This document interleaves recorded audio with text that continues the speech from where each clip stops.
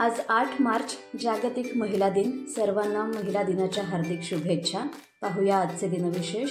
आजच्याच दिवशी 1817 रोजी न्यूयॉर्क स्टॉक एक्सचेंजची स्थापना झाली. 8 मार्च 1911 रोजी पहिल्यांदा युरोपमध्ये जागतिक महिला दिन साजरा करण्यात आला.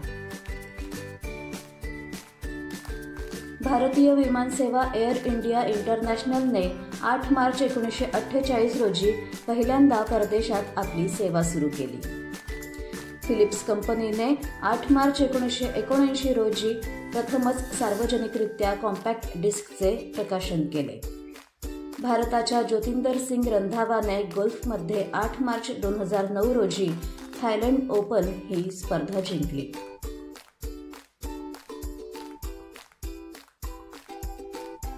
अर्वाचीन मराठी कादंबरीचे जनक हरिनारायण आपटे यांचा 8 मार्च 1864 रोजी जन्म झाला.